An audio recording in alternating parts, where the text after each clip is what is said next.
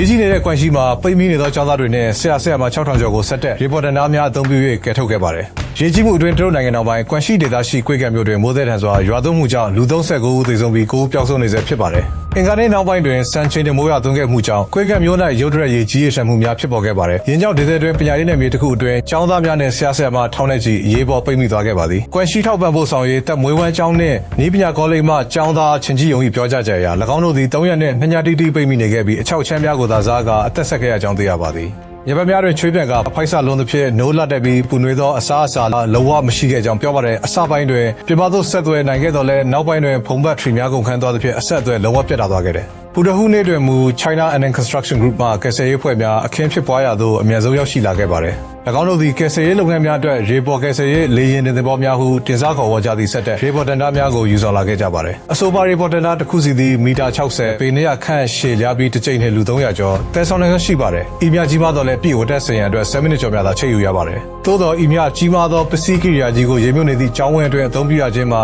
အပေါက်အတွင်းအချီကျိုးထိုးထက်ရတဲ့ကဲ့သို့အလွန်ခက်ခဲလာပါတယ်။ကယ်ဆယ်ရေးသမားများသည်ရေရောက်နေသောအတားအဆီးများနှင့်ကျောင်းဆောင်များကြားရှိကျင်းမြောင်းသောလမ်းကျဉ်းများအတွင်းသို့အလွန်သတိထား၍မောင်းနှင်ခဲ့ရပါတယ်။မြေပြင်ချိတ်နှင့်ရှုပ်ထွေးပြီးနေရာချင်းမြောင်းသဖြင့်ရေရင်သုံးစီကိုတစ်လက်စီသုံးပြုခဲ့ရကြောင်းရေပေါ်ကယ်ဆယ်ရေးဌာနအကြီးအကဲ BFN ကရှင်းပြပါသည်။ဤသို့အသုံးပြုခြင်းကပိုမြင့်ဆန်စေပြီးလုံခြုံမှုရှိကလုပ်ငန်းပိုတွင်စေကြောင်း၎င်းဆိုပါသည်။ညဘက်အမောင်ထဲတွင်ကယ်ဆယ်ရေးလုပ်ရန်အန္တရာယ်များလုံးသဖြင့်ရန်နာခဲ့ရပြီးနက်နက်6နာရီမိုးလင်းချိန်မှသာလုပ်ငန်းများပြန်လည်စတင်နိုင်ခဲ့ကြောင်းကောလိပ်၏ကျောင်းသားရေးရာဌာနမှလင်းဖုံးကပြောကြားခဲ့ပါတယ်။ကျောင်းသားများအနေဖြင့်ကယ်ဆယ်ရေးသမားများရောက်ရှိလာသည်ကိုမြင်တွေ့ရချိန်တွင်အိမ်ပြန်ရန်လမ်းစကိုမြင်လိုက်ရတဲ့ကဲ့သို့ခံစားရပြီးဝမ်းသာအားရအော်ဟစ်အားပေးခဲ့ကြပါသည်။ရေပေါ်တာများ၏ဆွမ်းဆောင်ရည်ဖြင့်ကျောင်းသားနှင့်ဝန်ထမ်း6000ကျော်ကိုနိုင်20ပြည့်မီချိန်တွင်ဘေးကင်းရာသို့အောင်မြင်စွာကယ်ထုတ်နိုင်ခဲ့ပါတယ်။လူထောင်ပေါင်းများစွာ၏အသက်ကိုကယ်တင်နိုင်ခဲ့သည့်ဆက်တဲ့ရေပေါ်တာစစ်စေးရေးပေါ်တင်ဖဲလူထိမြင်ပါသလဲ။အလားတူသာတင်ချက်အလက်များကိုဆက်လက်ကြည့်ရှုနိုင်ရန် subscribe ပြုလုပ်ထားပါအောင်။